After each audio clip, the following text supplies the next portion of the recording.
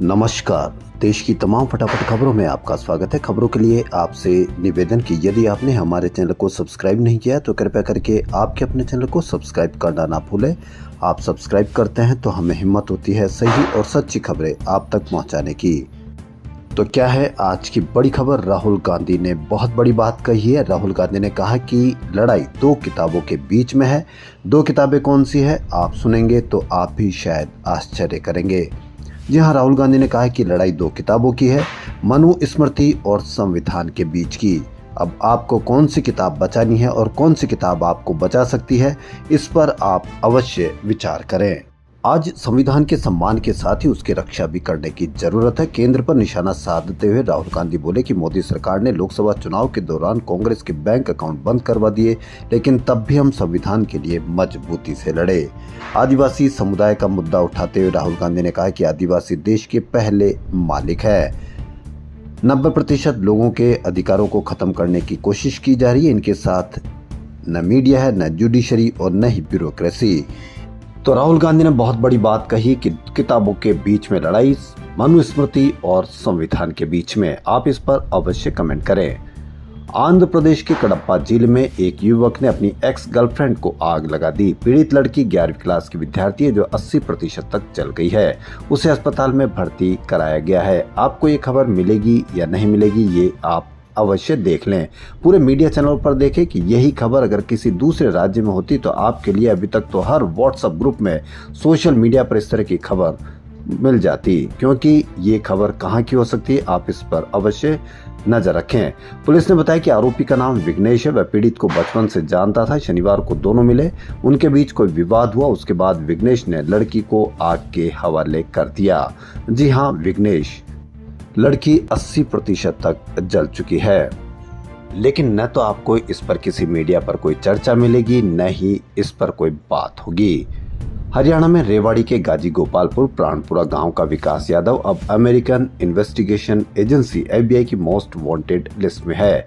FBI ने दावा किया कि विकास न्यूयॉर्क में रह रहे सिख फॉर जस्टिस के आतंकी गुरपंतवंत सिंह पन्नू की हत्या की साजिश में शामिल था। विकास के गांव में सिर्फ उसकी मां, बड़ा भाई और चाचा है, जिन्हें नहीं पता है कि FBI का मोस्ट वांटेड विकास और उसका परिवार कहाँ है। यशवंत कोई वहां के निवासी हैं, वह बताते हैं कि विकास 2009 में भर्ती हुआ था। परिवार में विकास की मां, भाई के अलावा 2 पुत्र वधू है। दोनों ही भाइयों की एक बीटी है।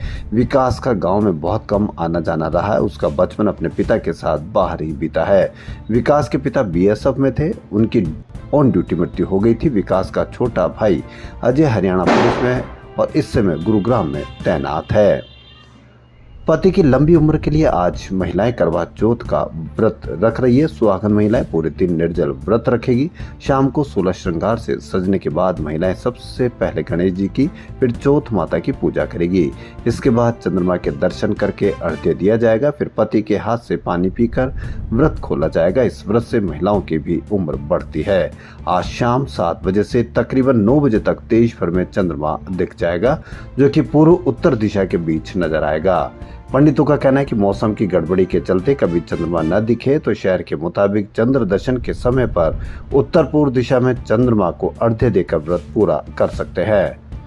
इस बार करवा चौथ पर ग्रहों की खास स्थिति से 5 शुभ योग बन रहे हैं। चंद्रमा अपनी उच्च राशि और रोहिणी नक्षत्र में बृहस्पति के साथ है, जिससे गजकेसरी राजयोग बन रहा है। इसके साथ ही बुधादित्य, परिजात, शश और लक्ष्मी योग भी बन रहा है। इन योग के प्रभाव से व्रत और पूजा का शुभ फल और बढ़ जाएगा। साल में 12 चतुर्थी व्रत होते हैं। हर महीने पति की लंबी उम्र के लिए चौथ व्रत में गणेश पूजा और चंद्रमा को अर्घ्य दिया जाता है, लेकिन कार्तिक महीने में जो ये आने वाली ये बेहद चतुर्थी खास है। उत्तर प्रदेश के मुजफ्फरनगर जनपद के भूइस मामले में पुलिस ने जहां सोशल मीडिया पर विवादित पोस्ट करने वाले अखिल त्यागी नाम के युवक को गिरफ्तार कर लिया, वहीं उत्तेजित भीड़ ने अखिल त्यागी की दुकान और घर पर भीड़ इकट्ठा हो गई। इसका वीडियो सोशल मीडिया पर जमकर वायरल हो गया। क्योंकि ये खबर कैसी है आप इस पर अवश्य देख सकते हैं। ढाना कोतवाली क्षेत्र में शनिवार रात धार्मिक भावनाओं को ठेस पहुंचाने वाली एक विवादित पोस्ट को लेकर मुस्लिम समाज के हजारों लोग सड़क पर उतर आए। इस बारे में अधिक जानकारी देते हुए एसएसपी मुजफ्फरनगर अभिषेक सिंह ने बताया कि जनपद मुजफ्फरनगर में थाना बुढ़ाना में 19 अक्टूबर को एक व्यक्ति द्वारा विवादात्मक पोस्ट कर दिया गया था, जिससे मुस्लिम समुदाय द्वारा यहां थाना बुढ़ाना में तहरीर दी गई। बहराइच हिंसा के बाद वहां प्रस्तावित बुलडोजर कार्रवाई पर रोक लगाने की मांग करते हुए सुप्रीम कोर्ट में एक याचिका दाखिल की गई है।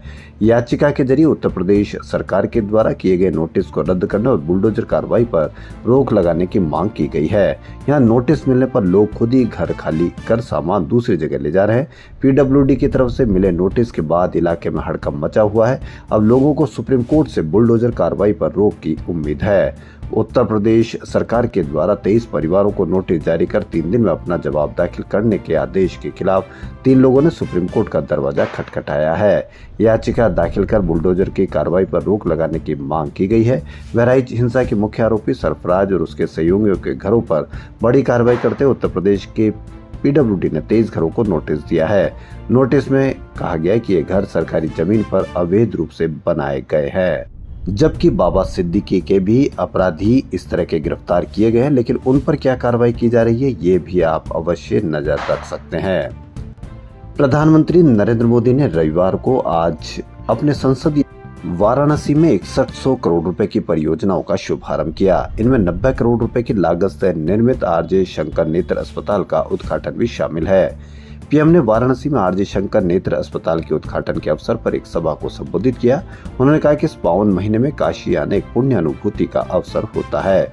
यहाँ अपने काशीवासी तो है ही, संतजनों और परोपकारियों का भी संग है। इससे सुखद संयोग और क्या हो सकता है। अभी मुझे परम पूज्य शंकराचार्य जी के दर्शन का, प्रसाद पाने का और आशीर्वाद प्राप्त करने का सौभाग्य मिला है। पीएम मोदी ने सभा को संबोधित करते हुए आगे कहा कि आरजे शंकर नेत्र अस्पताल वाराणसी और क्षेत्र के अनेकों लोगों के जीवन से अंधकार दूर करेगा, उन्हें प्रकाश की ओर ले जाएगा। यह अस्पताल बुजुर्गों की सेवा भी करेगा और बच्चों को भी रोशनी देगा। यहाँ बहुत बड़ी संख्या में गरीबों को मुफ्त इलाज मिलने वाला है। यह अस्पताल यहाँ के युवाओं के लिए रोजगार के अवसर लेकर आएगा। रोहिणी दिल्ली में सीआरपीएफ स्कूल के पास आज हुए बम धमाके पर राजनीति शुरू हो गई है। आम आदमी पार्टी के नेता मनीष सिसोदिया और मंत्री सौरभ भारद्वाज ने इस धमाके पर चिंता जाहिर करते हुए भाजपा और एलजी पर निशाना साधा है। उन्होंने एक प्रेस कॉन्फ्रेंस के दौरान कहा कि ये भाजपा की केंद्र सरकार की असफलता है, इन्हें दिल्ली की कानून व्यवस्था की कोई चिंता नहीं है। मनीष सिसोदिया ने कहा कि आज दिल्ली के रोहिणी नगर में सीआरपीएफ स्कूल के पास एक बम धमाका हुआ। त्योहार के समय जब दिल्ली में हर जगह भीड़ है तब ये बम धमाका चिंता की बात है। मैं भगवान का शुक्रगुजार हूं कि आज रविवार था, वरना उन बच्चों पर क्या गुजरती जो स्कूल अपना भविष्य बनाने के लिए आते हैं। उन्होंने आगे कहा कि ये भाजपा की केंद्र सरकार की असफलता है, उन्हें दिल्ली की कानून व्यवस्था की कोई चिंता नहीं है। कल भी दिल्ली में 60 राउंड फायरिंग हुई है। गैंगस्टर सरेआम हत्या और वसूली कर रहे हैं, लेकिन भाजपा हाथ पर हाथ धरे हुए बैठी है। आगे सिसोदिया ने कहा कि दिल्ली के लोगों ने बीजेपी को कानून ठीक करने की जिम्मेदारी दी थी, लेकिन बीजेपी का सारा ध्यान इस बात पर है कि कैसे दिल्ली के स्कूल अस्पताल खराब किए जाए, बुजुर्गों की पेंशन, तीर्थ यात्रा समेत सभी काम रोके जाए। दिल्ली में गैंगस्टर का राज उसी तरह से चल रहा है जैसे 90 के दशक में मुंबई में चलता था। खबरों में फिलहाल इतना ही। यदि आपको हमारा चैनल पसंद आए तो लाइक, सब्सक्राइब और शेयर अवश्य करें। धन्यवाद।